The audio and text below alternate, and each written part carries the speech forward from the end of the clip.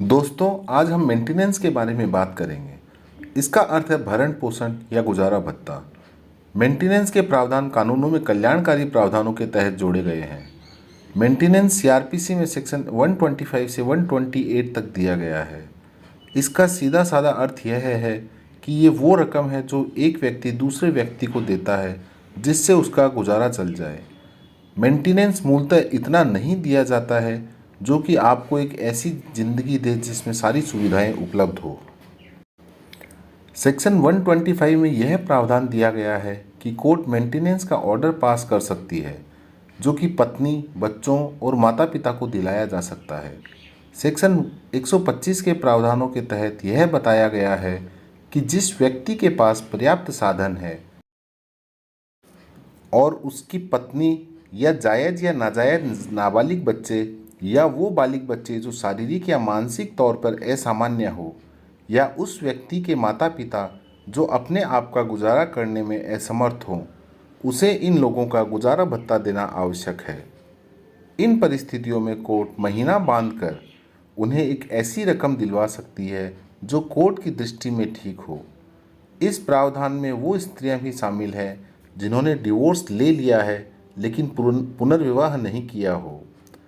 भरण पोषण या अंतरिम भरण पोषण या किसी भत्ते का ऑर्डर डेट ऑफ एप्लीकेशन से किया जा सकता है और अगर कोई व्यक्ति इस भरण पोषण के आदेश का पालन नहीं करता है तो संबंधित कोर्ट इस संदर्भ में वारंट इशू कर सकता है तथा 1 माह या उस अवधि तक का कारावास ऑर्डर किया जा सकता है जब तक वो भरण पोषण के ऑर्डर के पैसे चुका न दे।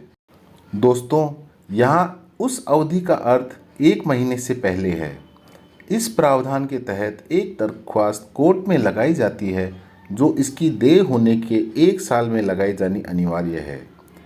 इस सेक्शन के तहत यह भी कहा गया है कि अगर पति किसी दूसरी महिला के साथ रहता है या उसने दोबारा शादी कर ली या उसकी पत्नी उससे अलग रह रही हो तो इस महिला को अपने पति से अलग रहने का आधार न्याय संगत है। लेकिन धारा 125 में यह प्रावधान भी दिया गया है कि वो महिला भरण पोषण पाने का अधिकार नहीं रखती है जो एडल्ट्री या जारता में हो या उस महिला के किसी दूसरे व्यक्ति के साथ संबंध हो। उस महिला ने अपने पति को बिना किसी युक्तियुक्त कारण के छोड़ दिया हो या उसका परित्याग कर दिया हो या वो अब दोनों आपसी सहमति से अलग रह रहे हों। धारा 125 सीआरपीसी में इसका प्रोसीजर दर्ज किया गया है जिसमें यह अभिलिखित किया गया है कि सेक्शन 125 सीआरपीसी की प्रोसीडिंग्स किसी भी डिस्ट्रिक्ट में शुरू की जा सकती है जहां वह व्यक्ति रहता है जिससे मेंटेनेंस चाहा गया है या वो जगह जहां पत्नी रह रही हो या वो जगह है जहां दोनों पति पत्नी की तरह आखिरी बार साथ रहे हो। इसमें साक्ष्य उस व्यक्ति की उपस्थिति में होता है जिससे गुजारा भत्ता चाहा गया है। न्यायालय चाहे तो उस व्यक्ति की उपस्थिति को माफ़ कर सकता है। धारा 127 सीआरपीसी में न्यायालय को यह अधिकार दिया गया है कि जब न्यायालय के समक्ष ऐसी कोई याचिका लगाई जाती है जिसमें यह कहा गया हो कि गुजारा भत्ते में तब्दीली की आवश्यकता है तो कोर्ट ऐसे किसी साक्ष्य की उपस्थिति में जिसमें यह दर्शाया गया है कि परिस्थितियों में परिवर्तन हो गया है तब कोर्ट इस गुजारा भत्ते की राशि को परिवर्तित कर सकता है। न्यायालय के पास यह अधिकार है कि धारा 125 सीआरपीसी में किए गए अपने किसी ऑर्डर को निरस्त या तब्दील कर सकता है।